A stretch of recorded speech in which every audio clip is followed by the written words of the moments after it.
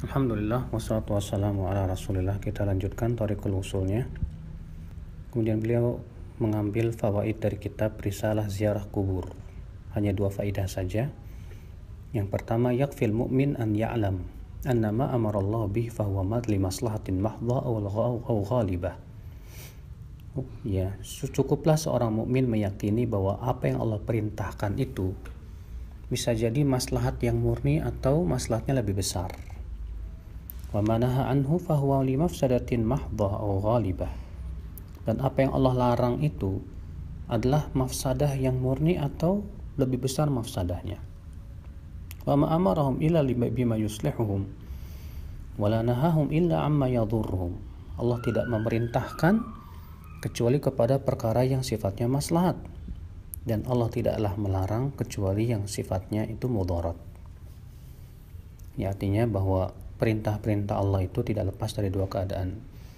Keadaan yang pertama, maslahatnya murni, tidak ada mudaratnya sama sekali. Ini seperti sholat, ya.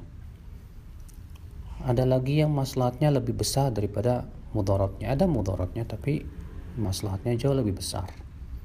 Contoh misalnya zakat, ya. Maslahatnya besar, mudaratnya apa? Ya, harta kita berkurang, diambil. Ya, akan tetapi maslahatnya jauh lebih besar, bahkan Allah berkahi dengannya harta tersebut. Demikian pula yang Allah larang tidak lepas dari 2 keadaan. Yang pertama, mafsadahnya murni. Ya. Kemudian atau mafsadahnya jauh lebih besar. Contoh misalnya arak itu ada manfaatnya, betul, tapi mafsadahnya jauh lebih besar daripada manfaatnya.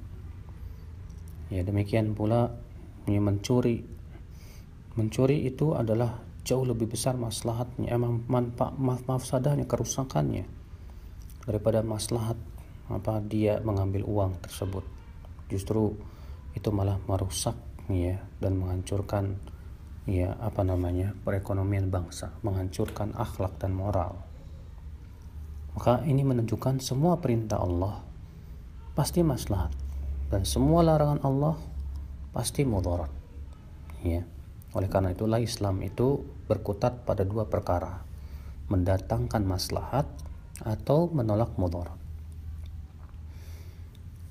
Faedah yang kedua dari buku ini, Ziarah Kubur, kata beliau, waqad bayyana Allahu fi kitabihi huquqahu allati la tasluhu illa lahu ka wahdaniyatihi wa ibadatihi wahdahu la syarikalah wa huquqa rusulihi wa huquqal mu'minina ba'dahum li ba'din.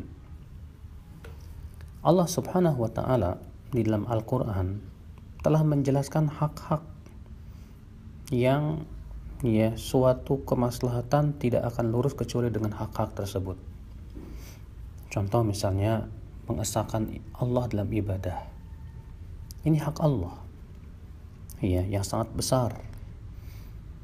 Kemudian juga hak para rasulnya, para Allah pun telah menjelaskan, ya, untuk ditaati. Demikian pula hak kaum mukminin, seperti hak, ya, para penguasa, hak orang tua, hak tetangga, hak sesama muslim, hak orang kafir yang itu merupakan tetangga kita, hak orang kafir yang itu, ya, kafir yang bukan tetangga kita tapi dia bukan kafir harbi. Semua ada hak-haknya. Tamu ada haknya, anak punya hak, orang tua hak. Maka Islam menjelaskan, ya, Allah Subhanahu wa ta'ala menjelaskan semua hak-hak.